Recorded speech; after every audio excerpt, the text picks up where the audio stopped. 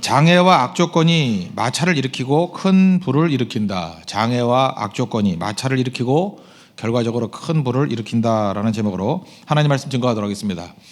오늘 사도행전 19장의 내용은 성령 받는 문제인데 이것은 선택할 문제가 아니라 성도에게 있어서는 당연한 일, 또 필수적인 일이다. 이것을 말하고 있습니다.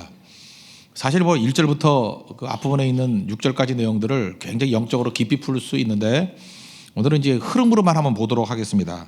성령의 능력 없이는 살 수 없다라는 거예요. 모든 성도는 다 성령의 능력으로 살아야 된다. 이제 그런 관점에서 한번 보겠습니다. 1절에서 3절까지를 보시면 아볼로가 고린도에 있을 때 바울이 윗지방으로 다녀 에베소에 와서 어떤 제자들을 만나 이르되 너희가 믿을 때 성령을 받았느냐 이르되 아니라 우리는 성령의 계심도 듣지 못하였노라. 바울 이르되 그러면 너희가 무슨 세례를 받았느냐 대답하되 요한의 세례니라. 여기서 그 어떤 제자 그럴 때 이 어떤 제자는 그 아볼로의 제자입니다. 아볼로의 제자. 그러니까 성령을 모르는 사람들이죠. 약간 부연 설명을 하면 사도 바울의 마음 가운데 제일 부담스러웠던 사람이 누구냐면 아볼로인 것 같아요. 그렇죠? 예를 들어서 사도 바울과 베드로 그러면 다르잖아요. 뭐라 그러지? 종류가 다르잖아요. 사도 바울은 좀 지식인에 해당되고 베드로는 열혈 청년 아니에요. 그죠? 좀 다르죠. 근데 사도 바울하고 가장 닮고 비슷한 사람이 누구예요? 아볼로라고요. 바울도 지식인, 아볼로도 지식인. 그죠? 바울도 맨날 자랑하는 게 뭐예요? 아볼로 없을 때 맨날 자랑하잖아요. 가말리엘 문화에서 이러는데 아볼로 앞에서 그 말 못 하잖아. 무슨 일인지 몰라요? 사람이 그래요. 자기의 강점을 또 갖고 있는 사람한테 이게 부담스러운 거라고. 그래서 고린도 교회에 무슨 서신을 쓰거나 내용들을 쓸 때 보면 아볼로를 무지무지하게 의식해요. 의식한데 자기 마음 가운데도 좀 약간 견제하는 마음도 있지만 그걸 성령의 능력으로 이기고 하는 것들이 막 보입니다, 눈에. 그죠? 그래서 이것도 그냥 아볼로의 제자 그러면 될 건데 혹시 내가 아볼로를 욕하는 게 아닐까라는 것을 이렇게 감추기 위해서 이게 누가가 기록한 거니까 제자. 그러니까 어떤 제자 이런 식으로 얘기했다라고 볼 수 있다는 것입니다. 그러니까 한마디로 얘기해서 아볼로에게도 되게 신경을 쓰고 있다라는 거예요. 그러나 그것에 한계가 있는 것은 또 해결하고 넘어가야 되지 않겠습니까? 그래서 내가 이제 아볼로를 공격하는 얘기가 아니다라는 것을 좀 감안하기 위해서 그냥 어떤 제자 그러고 넘어가는 거예요. 질문을 하죠. 믿을 때 성령 받았느냐? 이게 굉장히 중요한 문제였던 것 같아요. 아볼로를 많은 사람이 따라가는데 아볼로에게 문제가 있다라는 거예요. 더 성숙해야 된다는 거예요. 물론 나중에는 아볼로가 변화가 됐습니다. 변화되기 이전에 아볼로는 이런 문제가 있었다는 거예요. 요한의 세례에 머물러 있었다는 거예요. 믿을 때 성령 받았느냐? 성령이 있다는 거 듣지도 못했다. 그러면서 성령의 세례를 지금 강조하는 얘기들이 그 다음에 나온다는 것입니다. 성령에 관해서는 지금 아볼로뿐만 아니라 이 성도들도 아볼로 수준에 있는 사람이 되게 많아요. 이게 생소해요. 왜냐하면 하나님 그러면 우리 다 하나님의 의식은 있잖아요. 하나님 의식 없어요? 다 하나님 그러면 다 알잖아요. 어느 나라나 어느 민족이나 하나님은 다 알잖아요. 그죠? 하나님 그러면 그렇게 생소하진 않아요, 사실은. 예수님 그래도 생소하지 않죠. 육체를 입고 이 땅에 오신 성육신한 예수님도 이미지가 딱 들어오잖아요. 그죠? 예수님 성령 이미지가 와요. 그래서 성령이라고 말 안 하고 어떤 분들은 성령이 인격이기 때문에 지정의, 지적인 거, 감정, 의지가 있는 분이기 때문에 성령이라고 부르면 안 된다. 그래서 한동안 우리 한국에서는 성신이라고 부르는 적도 있어요. 성신. 그래야 인격체라는 걸 알기 때문에. 특별히 영어 성경을 보면은 홀리 스피릿이라고 표현된 데도 있지만 홀리 고스트라고 된 데도 있어요. 그러니까 유령 같잖아요. 그래서 사람들이 성령을 잘 못 느낄 때가 있다고요. 특별히 성령 체험하지 못한 사람은 성령이 뭐야? 그러니까 귀신의 일종같이 생각한다고. 그게 아니고 성령도 삼위일체 하나님의 한 인격인데 우리가 그거를 이해를 못한다고요. 그래서 실제로 아볼로같이 이렇게 지식인이라 그런 사람 가운데 또 교회 안에서도 오래 믿었지만 성령 모르고 예수 믿는 사람들도 전 있다고 생각을 합니다. 그게 일종의 요한의 세례에 머물러 있는 거죠. 사도 바울이 이건 아니다라고 지금 생각을 한 거예요. 4, 5, 6절 보십시오. 바울이 이르되 요한이 회개의 세례를 베풀며 백성에게 말하되 내 뒤에 오시는 이는 이를 믿으라 하였으니 이는 곧 예수라 하거늘 그들이 듣고 주 예수의 이름으로 세례를 받으니 바울이 그들에게 안수하며 성령이 그들에게 임하심으로 방언도 하고 예언도 하니. 여기서 할 수 있는 게 뭐예요? 기독교는 원리가 아니라 만남이라는 거예요. 성령을 만나는 거예요. 성령을 만나고 그의 다스림을 받지 아니하면 요한의 세례에 머물러 있는 것이다. 이렇게 말할 수 있다는 것입니다. 성령은 인격이기 때문에 인격이 말이 어려우면 우리 사람하고 똑같다는 거예요. 인격은 하나님, 인간, 마귀예요. 지정의가 있는 거예요. 지식적인 동의, 감정이 있고 의지가 있고 성령도 인격이라는 거예요. 그러므로 성령께서 우리에게 오시기 위해서 물론 성령이 주권으로 오실 수도 있겠지만 인격일 때 중요한 건 뭐죠? 예를 들어서 여러분이 저한테 막 욕을 대면서 어쩌고저쩌고 막 욕을 하면서 나랑 같이 가자. 그럼 이제 갈 것 같아요? 기분 상한데 갈 것 같아요? 머리도 벗겨지고 눈도 작은 게 같이 가자. 그럼 갈 것 같아요? 그 왜 그래요? 인격 모독을 했잖아요. 그 앞부분에서. 인격 모독을 하니까 마음이 상하니까 뜻은 알겠지만 안 가요. 성령도 마찬가지라는 것입니다. 성령도 인격이라는 건 뭐냐 하면 누구를 좋아해요? 자기를 좋아하는 사람을 좋아해요. 그래서 성령 충만한 이유 중에 뭐 여러 가지 성경적인 이유는 다 빼놓고 그건 다 맞는 얘기예요. 한 가지 더 추구한다 그러면 성령은 사모하는 자에게 임해요. 이거 분명해요. 인격은 그거 아니라 사모하는 자에게. 여러분 그렇지 않아요? 나 정말 당신 좋아요. 나 팬이에요. 뭐 이러면서 가수한테 저한테 사인 한 번만 해주세요. 이런 사람한테 해주지. 해주려면 해주고 말라면 말어. 이거 해주겠어요? 인격이 그런 거라고요. 인격은 웃어도 줘야 되고 친절히 베풀어야 되기도 하고 제발 하면서 이렇게 얘기도 할 때 더 가까이 오는 거 아니에요. 그래서 성령은 사모하는 자에게 임한다. 이거 분명히 놓쳐서는 안 될 얘기라고 생각합니다. 그래서 누가복음 11장 13절에 구하라 찾으라 두드리라 그 말씀 쭉 하고 난 다음에 마지막에 이렇게 말씀하셔요. 예수님께서 너희가 악할지라도 좋은 것을 자녀에게 줄 줄 알거든 하물며 하늘에 계신 아버지께서 여기 중요한 게 뭐냐? 구하는 자에게요. 구하는 자에게 성령을 주시지 않겠느냐. 성령을 구해야 된다는 것입니다. 그래서 교회 분위기가 성령을 구하는 마음이 깊이 있어야 돼요. 이번 성경할 때에도 뭐 성령이 도와주시면 그렇고 뭐 아니해도 괜찮아요. 우리는 프로그램이 있거든요. 계획이 있거든요. 그럼 성령 역사 안 해요. 매 순간마다 성령을 구해야 돼요. 성령이 함께하지 않으면 우리는 무력한 자입니다. 아무것도 안 됩니다. 도와주시옵소서. 우리 가정에도 성령께서 함께해 주세요. 목사도 마찬가지예요. 설교할 때도 이게 뭐 내용이 전달된다고 전달되는 게 아니지 않습니까? 성령이 도와주십시오. 말씀과 함께 역사해 주세요. 그래서 신앙이 뭐예요? 성령을 의지하고 성령과 동행하는 거예요. 그러기 위해서 그 마음 가운데 성령을 사모하는 마음이 있어야 돼요. 그 사모하는 자에게 부어주시는 게 성령이에요. 인격이기 때문에 우리 모든 성도들이 우리 성령을 사모하는 은혜 역사가 있기를 바랍니다. 그래서 오늘 1절부터 6절까지 뭐 복잡한 내용 말고 성령을 사모하는 영을 달라고, 성령을 사모하는 마음을 달라고. 그러면 우리의 삶 전체에서 우리 풍성해질 수 있다는 것입니다. 그랬더니 이제 소수의 사람에게 성령이 임했어요. 12명이죠. 7절 보세요. 모두 12사람쯤 되니라. 12명. 그죠? 12명에서 시작된 운동이 에베소를 뒤집어 버린 거예요. 에베소는 굉장히 음란한 도시고 또 에베소는 굉장히 압박이 심한 그런 도시라 그랬죠. 여기 뭐 만만치 않아요. 고린도도 타락했지만 에베소도 원래 대도시가 좀 타락했잖아요.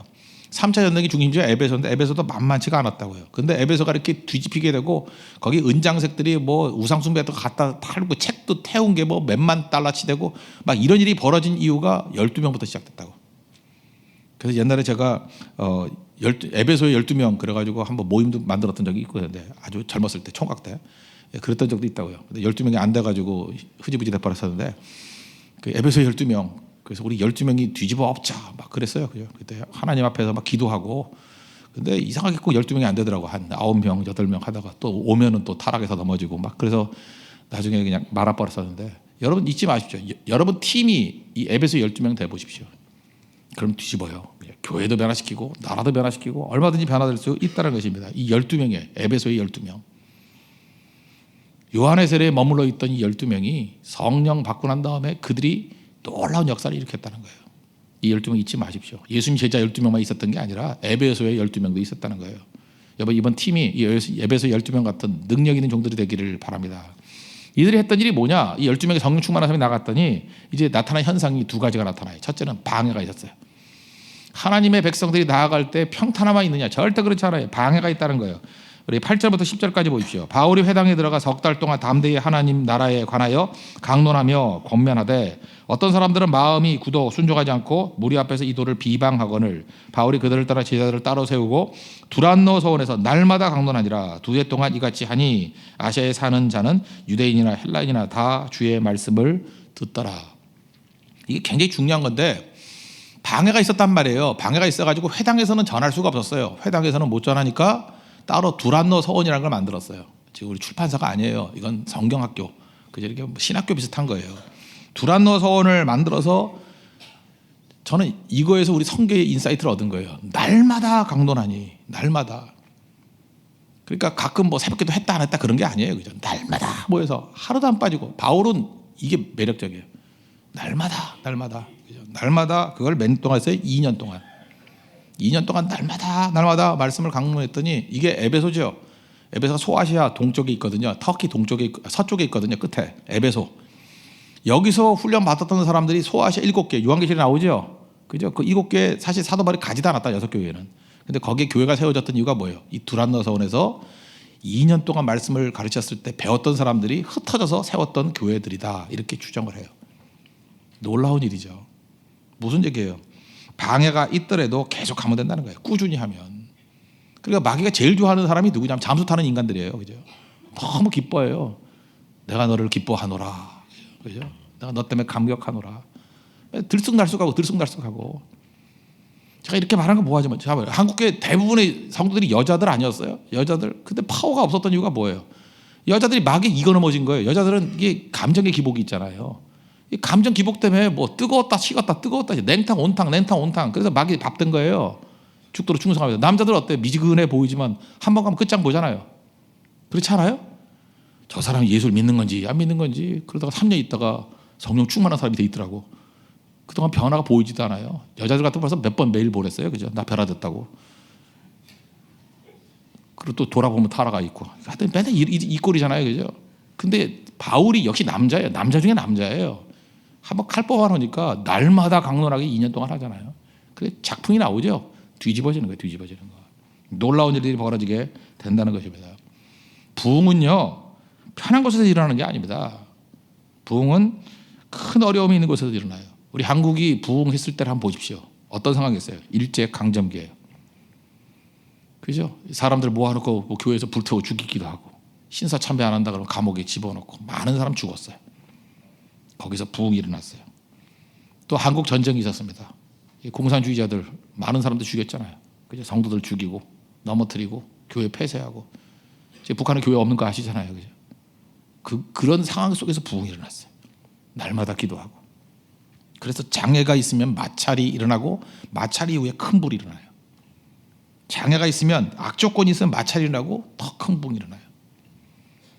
저는 이걸 이렇게 생각합니다. 맑은 거보다도 내가 이상한 실험을 해봐가지고 여러분 해봤어요 그거? 커피 포트 있죠. 이렇게 물 끓이는 거에 저는 커피를 좋아하잖아요. 커피를 좋아하는데 가끔 아침마다 그 화성에서 오시는 집사님이 커피를 하나 갖고 오고 또 우리 교회에서 가끔 은혜의 감동을 받은 분이 커피를 2잔을 갖고 와요. 그러면 이게 참 귀하게 여기거든요. 하나는 여기서 먹고 하나는 꼭 들고 가요. 그래서 하루 종일 홀짝홀짝을 마시거든. 근데 어느 날 갑자기 식은 커피보다는 좀 따뜻한 커피를 먹고 싶은 마음이 들었어요. 그래서 포트에다 이 커피를 집어넣고 끓였는데 폭발했어요. 폭발해버렸다고. 물을 끓일 때는 저절로 꺼져버렸는데 왜 커피를 넣으면 폭발을 하느냐 그랬더니 이게 끓는 점이 다른 거예요. 물은 100도에서 끓는데 무슨 물이 들어가면 마찰 때문에 더 낮은 데서 끓는 거예요. 그러니까 한 70도 80도 되면 터져버리는 거예요. 잘 모르시면 해보세요. 오늘 해보면 다 터져버릴 거라고. 저 그걸 보면서도 깨달아서 이거구나. 그냥 평탄할 때 100도지만 오히려 이렇게 뭐 커피라든지 불순물이 들어가면은 이게 끓는 점이 더 낮아져가지고 빨리 폭발해버리는 거구나. 마찰도 그런 거라고 생각해요. 마귀가 악조건을 주고 장애를 주고 하는 것들이 사실은 좀 더 있어야지 부흥이 일어날 건데 부흥이 더 빨리 와요. 막 터져버린다고. 그래서 저는 그래요. 마찰과 장애가 있을 때마다 그래 이건 물보다 더 빨리 끓어. 커피거든. 찬커피거든. 이건 터져버린다고. 갑자기 마음이 좀 이상해지고 뭐 딴 것도 한번 넣어보고 싶은 생각이 막 들고 막 주스도 넣어보고 싶고 막 그러는데 그러다 집에서 쫓겨날 것 같아서 이제 그만하고 있거든요. 하여튼간에 그렇다고요. 그래서 장애와 악조건이 마찰을 일으키고 마찰이 오히려 더 큰 풀을 일으키고 나중에는 폭발을 일으키게 된다는 것입니다. 그러므로 오늘 선교를 떠나는데 고성일대에서 혹시 방해가 있다거나 악조건이 있다거나 장애가 있다거나 겁먹을 거 하나도 없어요. 하나님이 얼마나 급하셨으면 빨리 터뜨리려고 그러나 똑같다고요. 분명히 터져 나올 거라고요. 그래서 장애가 우리 앞길을 가로막지 못한다. 그걸 잊지 마시고 두 번째는 지금 앞 얘기 1절부터 6절 7절까지 내용이 성령 스토리였잖아요. 그 다음에 그 뒷부분에 나오는 얘기가 뭐예요? 이제는 두란노 서원에서 말씀을 강론했다 얘기 아니에요. 성령과 말씀이 만나면 폭발이 일어난다는 거예요. 그걸 되게 한쪽으로만 가잖아요. 말씀만 붙들고 그래서 뭐 장로교인들 그러면 말씀만, 뭐 순복음교회 그러면 성령만. 아니에요. 그건 잘못 오해하고 있는 거예요. 말씀과 성령이 만날 때 폭발이 일어난 거예요. 사도 바울 보세요. 성령에 대한 말씀을 강조하잖아요.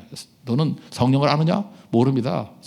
안수하면서 성령 충만하게 만들어 놓고, 그리고 성령으로 끝장 보는 게 아니죠. 모여라 뭐 우리 뭐 에베소 오살리기도 이러지 않죠. 그 다음에 두란노소원으로 갔다가 두란노소원에서 말씀을 강론했어요. 잊지 말라고요. 에베소의 성령의 역사와 동시에 두란노소원에서의 말씀의 강론, 그때 폭발적인 능력이 나타나는 거예요. 우리에게도 바로 이런 말씀이 있기를 원합니다. 하나님 말씀이 증거되면, 이건 어제도 저녁에 수요일 날 물론 안 나오신 분이 많겠지만 에스겔서 37장 말씀을 증거했습니다. 마른 뼈가 큰 군대가 되는 거, 그죠? 거기서도 마찬가지 아니에요? 말씀을 대언하고 그 다음에 생기가 임했죠. 말씀과 성령 아니에요. 만나니까 마른 뼈가 큰 군대가 되더라. 그런 놀라운 역사가 나타나기 시작하더라는 것입니다. 그러니까 뭐 나타난 현상이 뭐예요? 11절 12절. 이번에도 이런 일들이 벌어지길 원합니다. 하나님이 바울의 손으로 놀라운 능력을 행하게 하시니 원격 치유가 일어나요. 심지어 사람들이 바울의 몸에서 손수건이 없네. 앞치마를 가져다가 병든 사람에게 얹으면 그 병이 떠나고 악기도 떠나가니라. 무슨 얘기예요? 뭐 이렇게 한다는 얘기가 아니라 이런 정도로 놀라운 능력과 은혜의 역사가 있게 되더라는 것입니다. 그래서 하나님 말씀이 증거되면요, 어떤 일이 벌어지느냐, 막 기적이 나타나요. 치유가 나타난다고. 하나님 말씀이 증거되면은 그때부터 하나님의 능력의 역사가 막 나타나기 시작한다는 것입니다. 그래서 어떤 때는 막 생각이 살아나요. 그래서 말씀 들을 때, 저는 우리 교회도 그런 분들이 있더라고요. 남자 성도분들 사업하시는 분들인데 그 새벽기도 열심히 와요. 그래서 뭐가 좋습니까? 그랬더니 사업 아이디어가 새벽기도 다 나온대요. 어떤 설교 중에 나올 때 있고, 기도할 때 나올 때 있고, 그죠? 뭐 이렇게 막혀 있을 때 그냥 이렇게 원이 열리네. 생각이 살아난대. 생각이. 말씀은 우리를 살리는 힘이 있잖아요. 부활의 능력이 있잖아요. 우리 다 죽었던 생각을 살아나게 만들어요. 여러분 지금 나이는 40인데 벌써 치매 수준의 생각이 없는 분들 있죠? 그 맨날 엎어져 잠만 자니까 그래요. 먹기만 하니까. 말씀이 역사하게 되면요, 생각이 살아나요. 생각이. 그 다음에 표정이 살아난대요. 표정이.